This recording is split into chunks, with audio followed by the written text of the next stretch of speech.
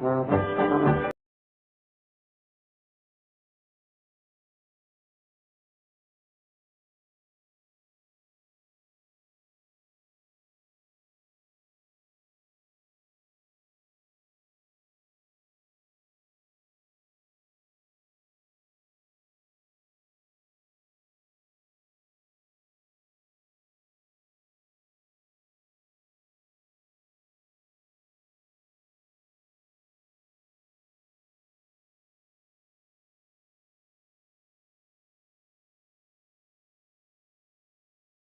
much because it admits the abnormal as because it cannot recover the normal. Chesterton said that we cannot recover the normal because we have created a culture that is at war with the older culture of Christendom. We are caught up in a modern craze for scientific officialism and strict social organization.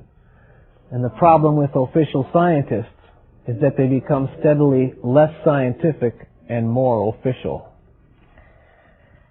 Hello, I'm Dale Ahlquist, and welcome to the Apostle of Common Sense, a series of programs where we explore the words and wisdom of the great English writer G.K. Chesterton.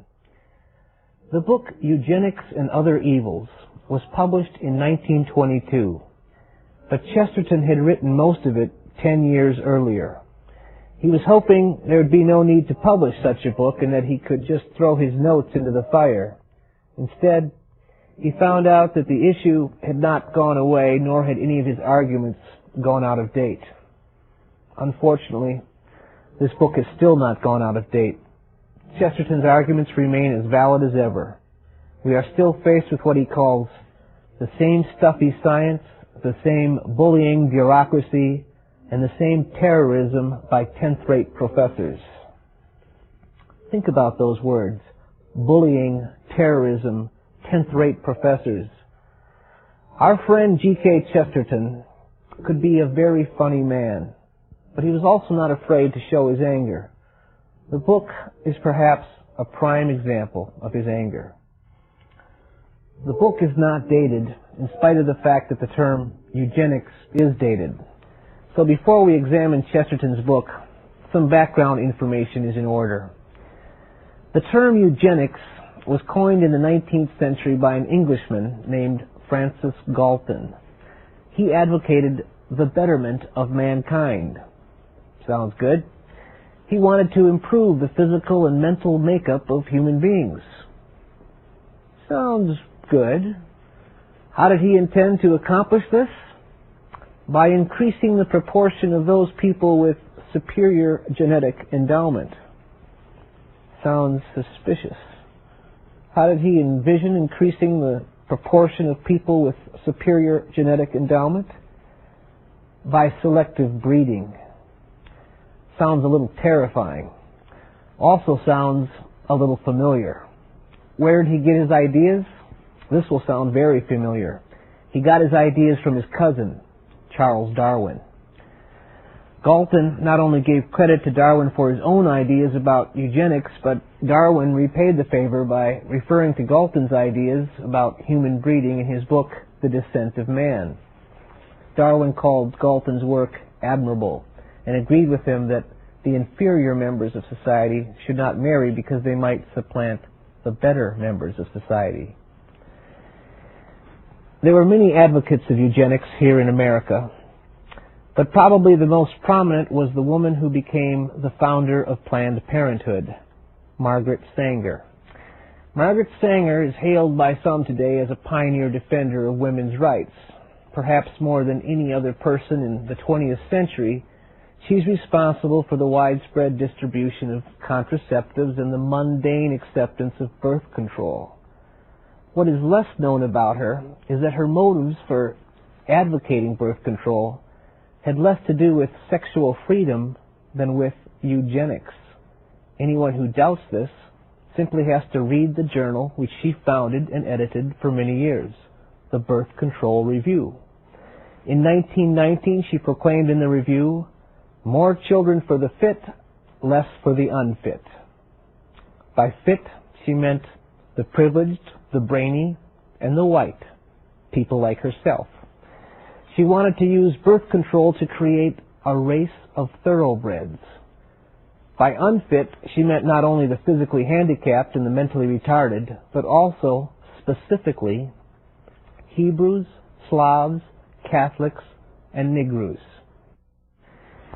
She targeted these groups as threats because of their increasing numbers. She worked hard to set up most of her birth control clinics in urban neighborhoods populated by these groups.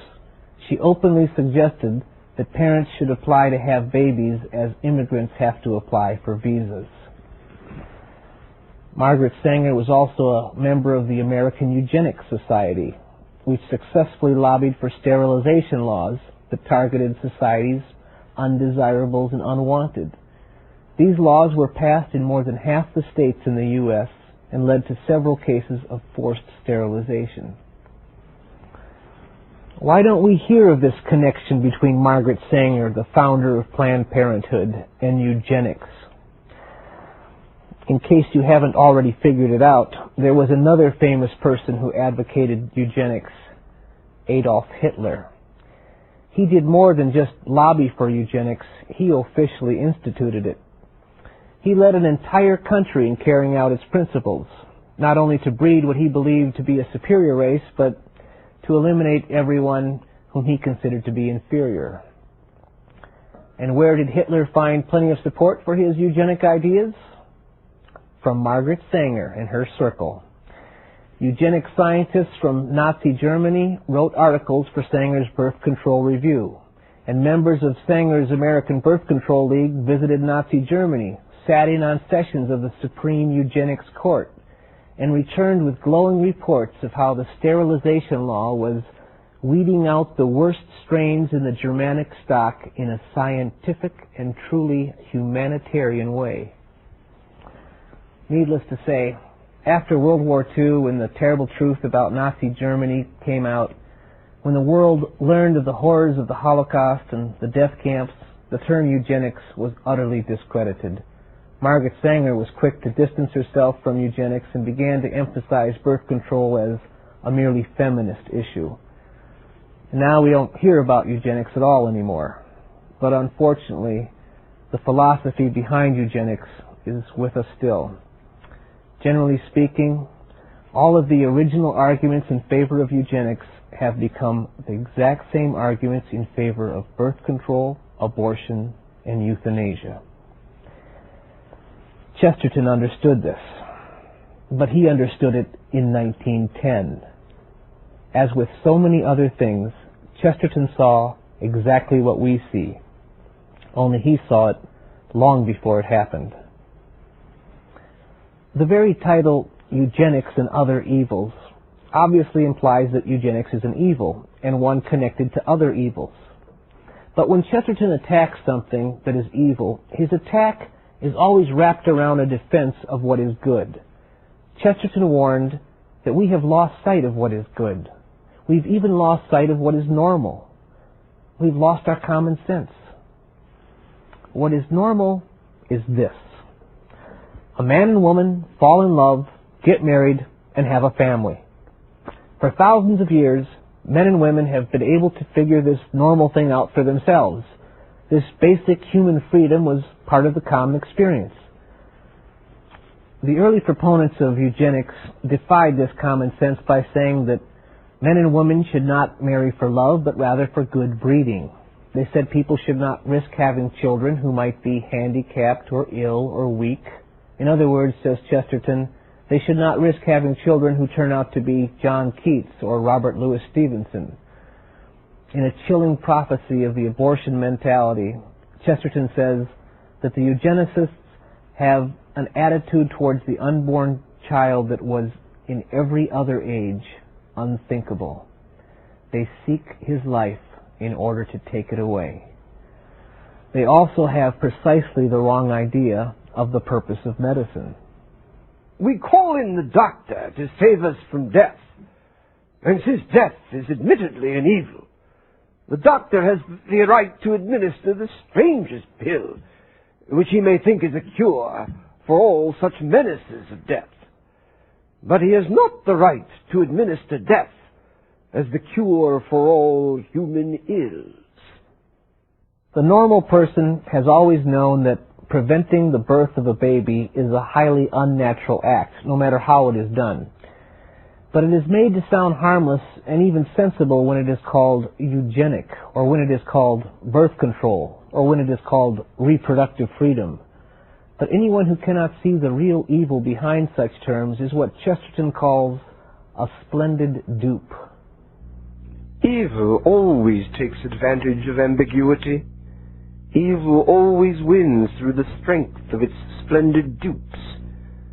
And there has in all ages been a disastrous alliance between abnormal innocence and abnormal sin.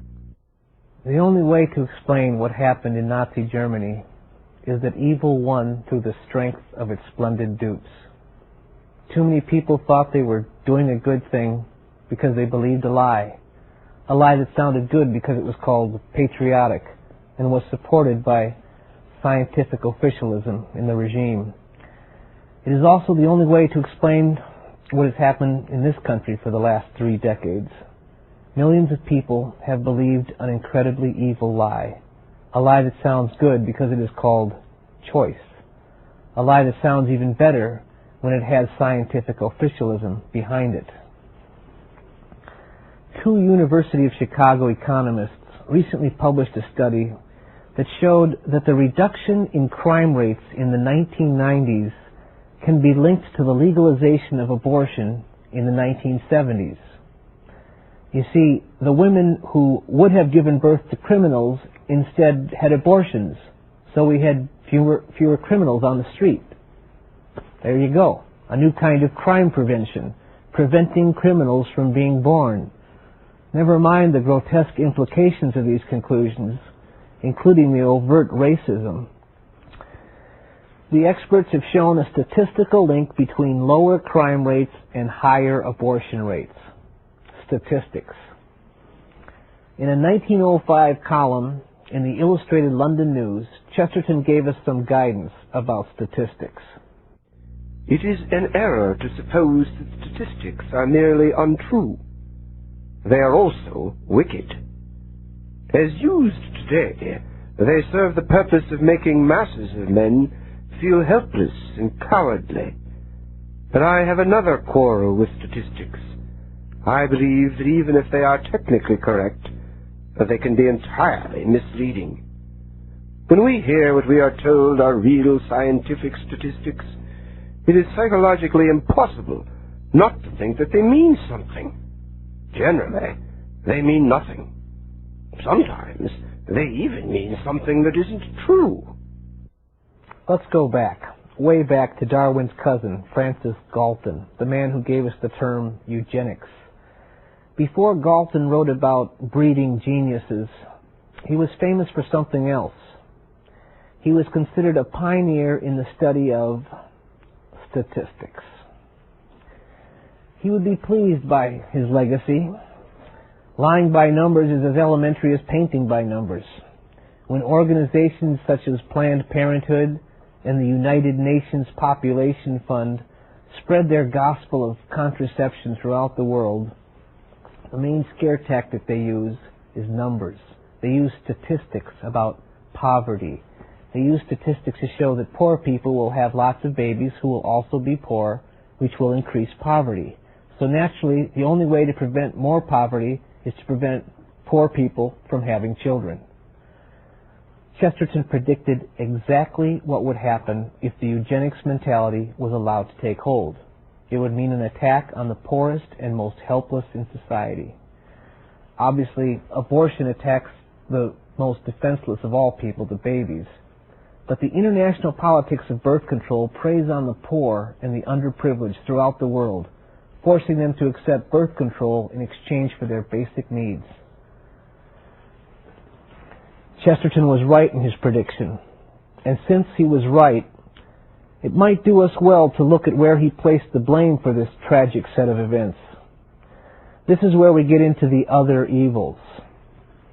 Sometimes it's too easy to demonize abortionists and feminists and advocates of birth control. Even though they must be actively opposed, and Chesterton did oppose them, he would argue that they are not the main players. There's a much bigger problem that must be dealt with. There's a much greater evil that must be eliminated. The fact that babies are unwanted goes back to the fact that our society has created a whole class of people that are unwanted. Chesterton says these people have been utterly exploited, used like tools and used up like tools. They are permanently poor. They have no hopes of getting property, of getting enough capital to support themselves or a family. Chesterton also understands clearly that the situation is aggravated by the fact that sexual pleasures are often the only ones the poor can obtain, and so they are disproportionately pursued. Then, the privileged class, which has so benefited from capitalism at the expense of the underprivileged class, has a drastic solution. Poor people should not have babies. We don't like to think about this. Our society does not like to face the problems of injustice because it usually interferes with business. Chesterton says, prosperity does not favor self-examination. The average businessman began to be agnostic, not so much because he did not know where he was, as because he wanted to forget. Many of the rich took to skepticism exactly as the poor took to drink, because it was a way out. The modern world laments the breaking of the tools of mammon much more than the breaking of the images of God. No one seems able to imagine capitalist industrialism being sacrificed to any other object. That is because people miss the main thing and concentrate on the minor thing. They treat modern conditions as fixed, though the very word modern implies that they are fugitive. They treat old ideas as impossible, though their very antiquity often proves their permanence. They have the universal, unconscious assumption that life and sex must live by the laws of business or industrialism, and not vice versa. The rich, using social science, supported by their wealth, tried an inhuman experiment. The experiment has entirely failed. They sought to make wealth accumulate, and in the process they made men decay. Instead of confessing the error and trying to restore wealth to the many, or attempting to repair the decay, they are trying to cover up their first cruel experiment with an even more cruel experiment. Now, the evil of big business has a twin sister, the evil of big government. When government tries to right the wrongs created by capitalism, it creates an even worse mess. The idea of socialism may sound good, to provide houses and food for everyone. However, in order to carry this out, state officials would have to inspect houses and regulate meals. But as Chesterton points out, the state has found that it's easier to provide the building inspectors without providing the builders, and easier to restrict the diet without providing the dinner. We have simply added the bureaucratic tyrannies of the socialist state to the plutocratic tyrannies of the capitalist state. The result is a loss of liberty and an assault on the common man. Everything is regulated with the excuse that the health of the community is being protected. Nothing will escape the official. If he is to control the health of the community, why, he must necessarily control all of the habits of all the citizens, including their habits in the matter of sex. Then the most private matters will come under public scrutiny. When a man's personal health is a public concern, his most private acts become public acts. When the state starts meddling with our primary habits, or as Chesterton says, when all law begins, so to speak, next to the skin or nearest to the vitals, then it is obvious that the laws will soon assault marriage and motherhood. We find ourselves in this condition because we have lost our perspective. Chesterton says we have forgotten the first things. The first things must be the very fountains of life, love and birth and babyhood. And these are always covered fountains, flowing in the quiet courts of the home. The home and the family must be protected. It was an industrialist and materialist society, says Chesterton, that has been responsible for producing so many unhappy marriages because it produced so many unhappy men. But all the government reforms have been aimed at rescuing the industrialism and the materialism rather than rescuing the happiness.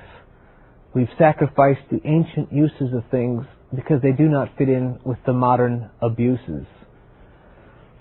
The point about eugenics and the other evils that sprang from it is that it proposes to eliminate poverty simply by eliminating people. Chesterton's solution is not as simple, but it is the right one. The way to eliminate poor people is to eliminate their poverty so that they are not poor anymore, but are still people. They deserve enough property and capital and liberty so they can keep their families and their dignity. They are the image of God, and they must not be broken. I'm Dale Ahlquist. Join us again on the Apostle of Common Sense.